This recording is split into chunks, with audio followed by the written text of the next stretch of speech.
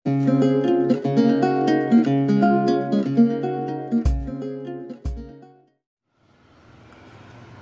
Weavers, నా పేరు శాతవాహన.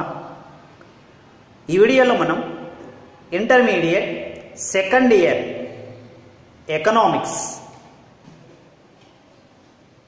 సబ్జెక్ట్లో 2 మార్క్స్ క్వశ్చన్స్ని ఎలా ఐడెంటిఫై చేయొచ్చు, ఎలా గెస్ చేయొచ్చు అనే దానికి సంబంధించి ఈ వీడియోలో మనం ఇంపార్టెంట్ క్వశ్చన్స్ ఏమిటి అనే దాని గురించి ఈ వీడియోలో మనం డిస్కషన్ చేద్దాం. చూడండి, ఇందులో 2 మార్క్స్ ఇది లాస్ట్ సెక్షన్. అంటే ఫస్ట్ సెక్షన్ 10 మార్క్స్ ఉంటాయి, తర్వాత 5 మార్క్స్ ఉంటాయి, తర్వాత 2 మార్క్స్. ఇది లాస్ట్ సెక్షన్. ఈ సెక్షన్లో మీకు 20 క్వశ్చన్స్ వస్తాయి ఎగ్జామ్లో. ఈ 20 క్వశ్చన్స్లో మనం అటెంప్ట్ చేయాల్సింది 15 క్వశ్చన్స్.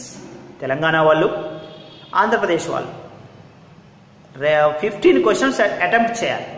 మరి ఎలా, ఏ క్వశ్చన్లు మనం గెస్ చేయవచ్చు, ఈ క్వశ్చన్స్ని ఎలా రాయాలి అనే దానికి సంబంధించి చూడండి. 2 మార్క్స్ క్వశ్చన్స్ అంటే చాలామంది ఏమనుకుంటారంటే ఓ పేజీ రాయాలి, లేకపోతే ఎక్కువ లైన్లు రాయాలి, 2 మార్క్స్కు ఎక్కువ పేజీలు రాస్తే మార్కులు వేస్తాడు, హాఫ్ పేజో లేకపోతే ఓ పేజీ మొత్తం రాయాలి అనే విధంగా ఆలోచిస్తారు చాలామంది.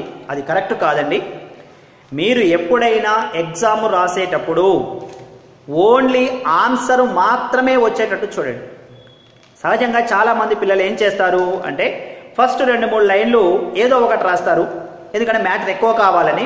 తర్వాత మధ్యలో కరెక్ట్ ఆన్సర్ రాస్తారు, తర్వాత మళ్ళీ ఏదో ఒకటి రాస్తారు. కరెక్షన్ చేసేవాడు ఏం చేస్తాడు, ఫస్ట్ 1, 2, 3 లైన్లు చూస్తాడు. ఆ 3 లైన్స్లో ఆన్సర్ కరెక్ట్గా లేదు, మిగిలినది కూడా లేదనుకున్న ఆన్సర్ మొత్తం కొట్టేస్తాడు. కాబట్టి మీరు ఏం చేయాలి, ఆ ఆన్సర్ మనము 2 లేదా 3 లైన్ల కన్నా ఎక్కువ రాయాల్సిన అవసరం లేదు. ఆల్రెడీ మీకు మెటీరియల్స్ ఉండొచ్చు. ముందు మీరు 2 మార్క్స్ క్వశ్చన్ సపరేట్ చేసుకోండి, టెక్స్ట్ బుక్ నుంచి మెటీరియల్ నుంచి సపరేట్ చేసుకోండి. సపరేట్ చేసుకొని ఎంత రాయాలి అనే విధంగా ఒక 2 లేదా 3 లైన్లకు మించకుండా ఆన్సర్ని రెడీ చేసుకోండి. ఒక్కొక్క ఆన్సర్లో 1 లైన్ ఉండొచ్చు, ఇంకొక లైన్లో 2 లైన్ ఆన్సర్స్ ఉండొచ్చు, 3 లైన్స్ ఆన్సర్స్ ఉండొచ్చు. సో ఎనీహౌ దాని మాత్రం పేజీలకు పేజీలు రాయకండి. ఏమడుగుతున్నాడు, డిఫైన్, డెఫినేషన్ ఎనఫ్. ఉంటే ఎగ్జాంపుల్ లేకుంటే లేదు. వాడు డిఫైన్ అంటున్నాడు, మనం డెఫినేషన్ రాయాలి. Only it's a definition question, definition answer. So you have to write only the definition. What is the definition of that question?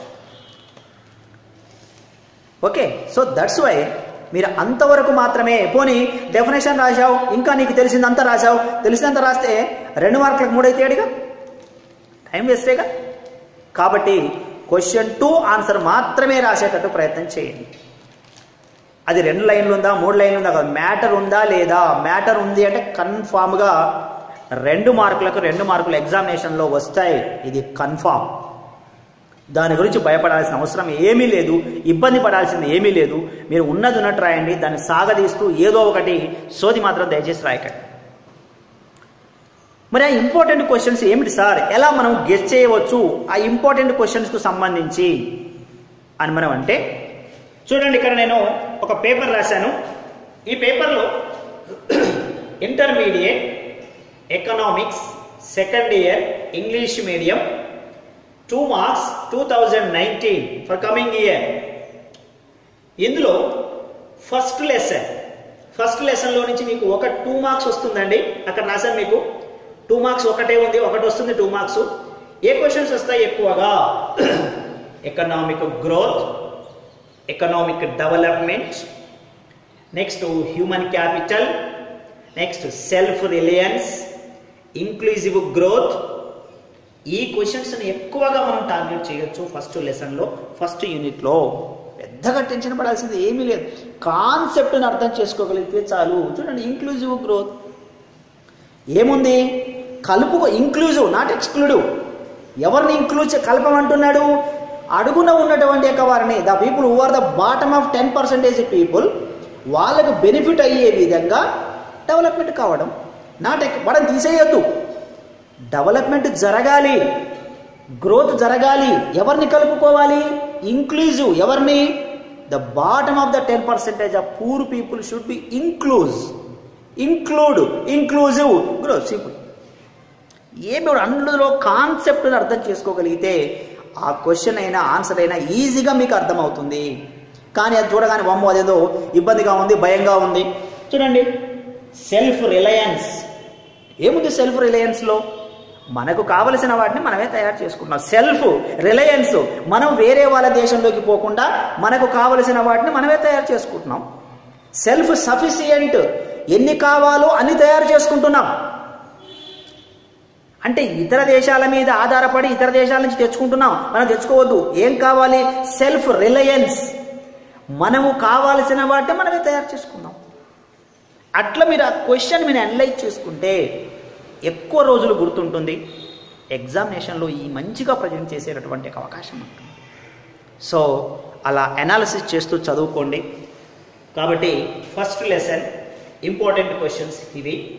Next goes to the second one, infant mortality rate.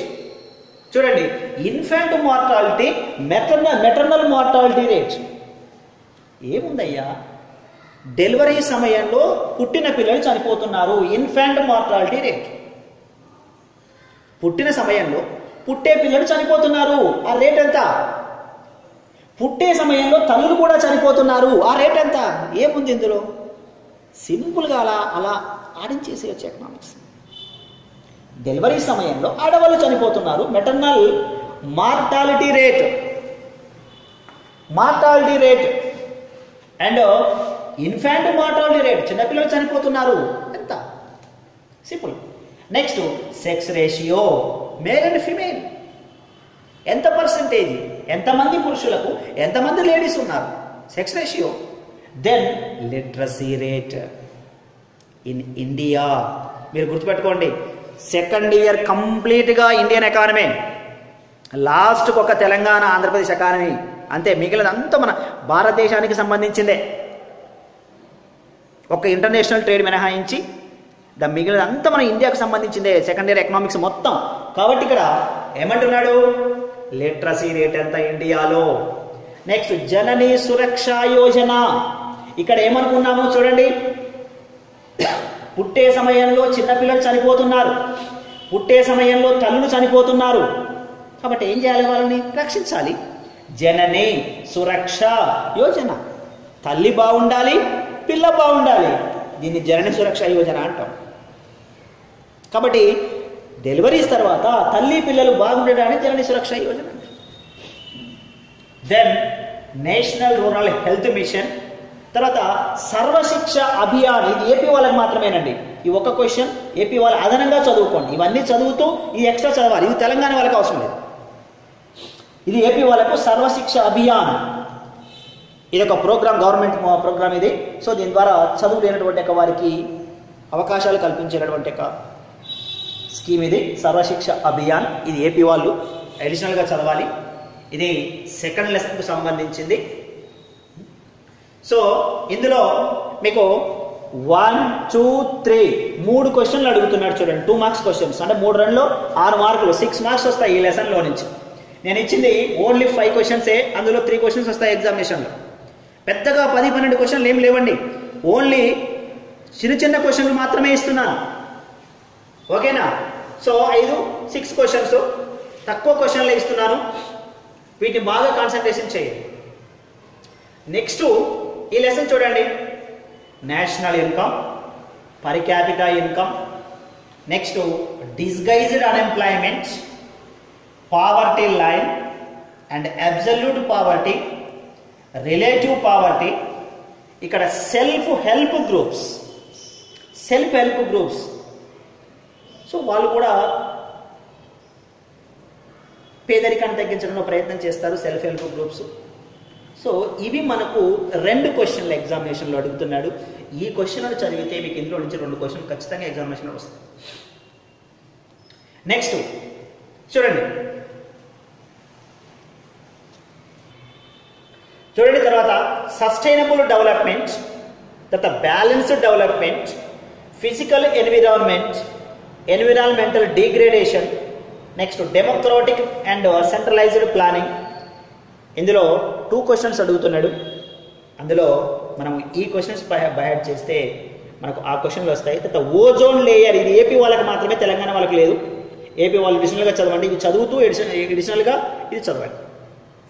Ozone layer. Next చూడండి, agriculture sector, green revolution, micro finance, buffer stock, food security, food corporation of India FCI, ఇది తెలంగాణ వాళ్ళకి. అడిషనల్గా ఆంధ్ర వాళ్ళు Agmark, marketable surplus and cooperative farming, ఈ question కూడా మీరు చదవాల్సి ఉంటుంది AP వాళ్ళు. తెలంగాణ వాళ్ళకి ఇవి అవసరం లేదు, ఈ క్వశ్చన్ తెలంగాణ వాళ్ళు చదవకండి, ఏపీ వాళ్ళు మాత్రమే ఈ క్వశ్చన్ చదవండి. ఇవి చదువుతూ అడిషనల్గా ఏపీ వాళ్ళు ఎక్స్ట్రా చదవాలి. సో నెక్స్ట్ అదే విధంగా ఇందులో 2 క్వశ్చన్స్ ఉన్నాయి ఎగ్జామినేషన్లో. 2 మార్క్స్ క్వశ్చన్, 4 మార్క్స్ వస్తాయి. ఇవి చదివితే మీకు ఈజీగా ఎగ్జామినేషన్లో అవి కవర్ అయ్యేటువంటి అవకాశం ఉంటుంది. తర్వాత చూడండి, industrial sector, extractive industries, SEZ special economic zones, తర్వాత SIDBI small scale industrial development bank of India, ఇది స్మాల్ స్కేల్ ఇండస్ట్రీస్కి లోన్స్ ఇచ్చేటువంటి ఒక బ్యాంక్, దీన్ని SIDBI అంటాం. సో ఇందులో ఓన్లీ ఒక క్వశ్చన్ మాత్రమే ఎగ్జామినేషన్ అడుగుతున్నాడు, 2 మార్క్స్ క్వశ్చన్. ఇందులో ఇవి టార్గెట్ చేయండి, ఒక క్వశ్చన్ ఎగ్జామినేషన్లో వస్తుంది. Next service sector, tertiary sector, economic infrastructure, social infrastructure, economic infrastructure, ఇది ఎకనామిక్ ఇన్ఫ్రాస్ట్రక్చర్ అడుగుతున్నాడు. Next GOI cloud, government of India cloud ఇది. తర్వాత insurance policy, next LIC life insurance corporation of India. ఇందులో 1, 2, 3 questions అడుగుతున్నాడు చూడండి. 5 questions ఇచ్చాను, 5లో 3 questions ఎగ్జామినేషన్లో అడుగుతాయి. చాలా easy concept, easy answers. Next international trade, ఇది ఒక కాన్సెప్ట్ చూడండి.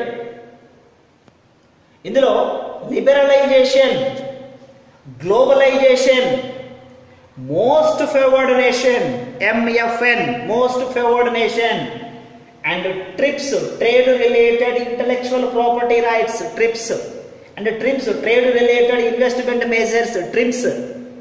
ఇది ఇంటర్నేషనల్ ట్రేడ్కి సంబంధించిన క్వశ్చన్లు. అందులో 2 క్వశ్చన్స్ ఉన్నాయి, 2 వస్తాయి. ఈ 5 చదివితే 2 క్వశ్చన్లు ఎగ్జామినేషన్లో కవర్ అవుతాయి. నెక్స్ట్ పర్ క్యాపిటా ఇన్కమ్, ఇది తెలంగాణకు సంబంధించినటువంటిది. ఏపీ వాళ్ళు దీన్ని చదవకండి, ఓన్లీ తెలంగాణ వాళ్ళే చదవండి. ఇంతవరకు తెలంగాణ వాళ్ళకి per capita income, drinking water scheme in Telangana state, next Kalyana Lakshmi పథకం, తర్వాత ఆసరా పెన్షన్ స్కీమ్, తర్వాత TS ఐపాస్. ఇది తెలంగాణ వాళ్ళు మాత్రమే చదవండి, ఏపీ వాళ్ళు అవసరం లేదు, ఎందుకంటే తెలంగాణ ఎకానమీ కాబట్టి వాళ్ళకి యూజ్ అవుతుంది. నెక్స్ట్ 10th లెసన్లో నుంచి సైబరాబాద్, స్వచ్ఛ తెలంగాణ, మిషన్ కాకతీయ, ఈ క్వశ్చన్లు బాగా కాన్సన్ట్రేషన్ చేయండి. ఇందులో మీకు ఒక క్వశ్చన్ అడుగుతున్నాడు, ఒక క్వశ్చన్ వస్తుంది ఇందులో నుంచి. అందులో 3 క్వశ్చన్లు అడుగుతున్నాడు, 5లో నుంచి 3 క్వశ్చన్లు వస్తాయి. ఇక ఇది తెలంగాణ ఏపీ వాళ్ళు చదవరు, ఇది ఏపీ వాళ్ళు చదవండి, తెలంగాణ వాళ్ళకి అవసరం లేదు. ఏమిటి? State gross domestic production SGDP, per capita income, next welfare schemes, next Aarogyasri. అట్లనే ఇది కూడా చేయొచ్చు, arithmetic mean 5th, next 6th mode అనే క్వశ్చన్స్ కూడా కాన్సన్ట్రేషన్ చేయండి. ఎందుకంటే లాస్ట్ యూనిట్లో మీకు స్టాటిస్టిక్స్ ఇచ్చాడు, ఎక్కువగా స్టాటిస్టిక్స్ సంబంధించిన క్వశ్చన్లు ఏం రావు, కాకపోతే కాన్సెప్ట్స్ అడుగుతాడు. అర్థమెటిక్ మీడియన్ అని మీడియన్ కూడా చదువుకోవచ్చు, అలా మీకు అడుగుతాడు. అంతకుమించి క్వశ్చన్స్ లెక్కల రూపంలో మీకు ఏమి రావు. సో ఇలా మీరు 2 మార్క్స్కు సంబంధించి మీరు కాన్సన్ట్రేషన్ చేయగలిగితే ఎగ్జామినేషన్లో మంచి మార్కులు వచ్చేటటువంటి అవకాశం ఉంటుంది. కాబట్టి చాలామంది స్టూడెంట్స్ ఏం చేస్తున్నారు, ఒక వీడియో చూస్తున్నారు తెలుగు వాళ్ళు, సార్ ఇంగ్లీష్ మీడియం పెట్టండి సార్ దీన్ని అంటున్నారు. ఇంగ్లీష్ వాళ్ళు చూస్తున్నారు, సార్ దీన్ని తెలుగు మీడియం పెట్టండి అంటున్నారు. కాబట్టి మీరు ఏం చేయండి అంటే, ఫస్ట్ అన్ని వీడియోస్ అందులో ఉన్నాయి, యూట్యూబ్లో ఉన్నాయి మన ఛానల్లో. ఆ ఛానల్ని సబ్స్క్రైబ్ చేసుకోండి. సబ్స్క్రైబ్ చేసుకుంటే మీకు పెట్టే లేటెస్ట్ వీడియోస్ అన్నీ మీకు ఎమ్మటే నోటిఫికేషన్ రూపంలో అందుతాయి. కాబట్టి మీరు ఎకనామిక్స్ ఎగ్జామినేషన్ రాయబోతున్నారు తొందరలో, ఏపీ వాళ్ళు, తెలంగాణ వాళ్ళు.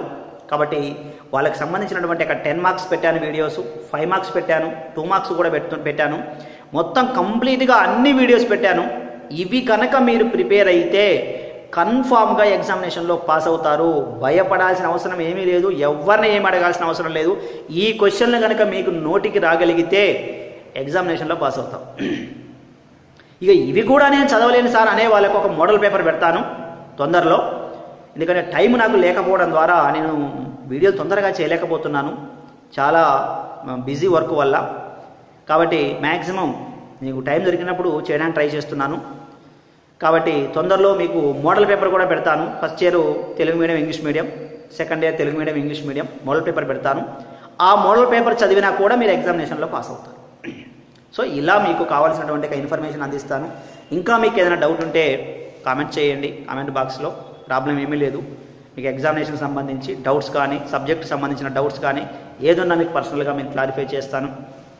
సో మీరు సబ్స్క్రైబ్ చేయండి, వీడియోస్ అన్నీ చూడండి. ఎగ్జామినేషన్లో కంపల్సరీగా పాస్ అవుతారు, మీరు మంచి మార్కులు వస్తాయి. So wish you all the best. Thank you very much.